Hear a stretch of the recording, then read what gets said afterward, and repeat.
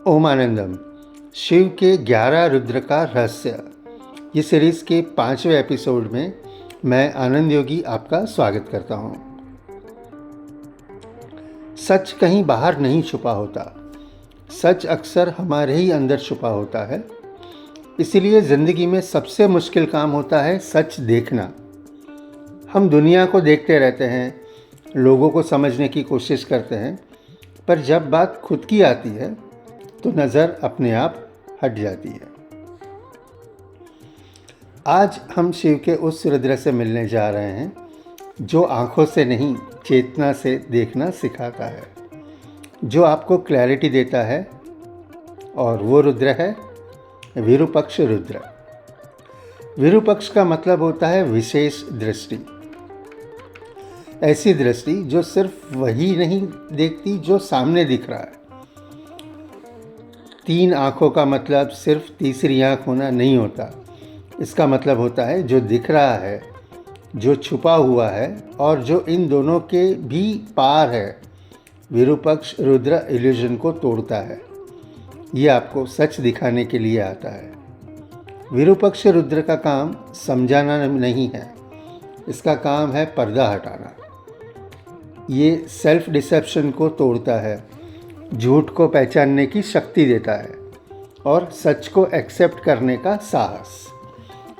ये रुद्र बोलता नहीं, बस दिखाता है। और जब ये एक्टिव होता है तो एक्सक्यूजेस अपने आप कम होने लगते हैं, ब्लेम धीरे धीरे ख़त्म होता है और जिम्मेदारी धीरे से सामने आ जाती है। ये रुद्र जो है ये आज्ञा चक्र से, यानी कि हमारी थर्ड आई चक्र से रिलेटेड है। ये चक्र परसेप्शन, इंट्यूशन और इनर कमांड का केंद्र है। जब आज्ञा चक्र ब्लॉक होता है तो इंसान बार बार गलत डिसीजंस लेता है, लोगों के पैटर्न समझ नहीं पाता और सबसे बड़ी बात, खुद से ही झूठ बोलता रहता है।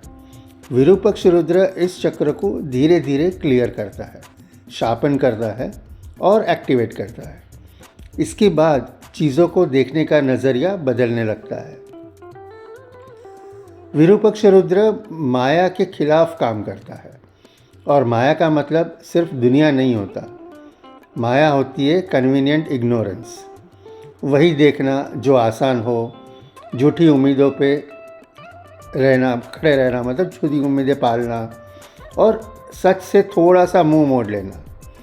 ये रुद्र आपसे सीधा कह देता है कि जो तुम देखना चाहते हो और जो असल में है, दोनों अलग हो सकते हैं। और ये बात अनकंफर्टेबल होती है, पर इसी डिस्कम्फर्ट से अवेकनिंग शुरू होती है। ये रुद्र शैडो को दबाता नहीं बल्कि सामने लाता है।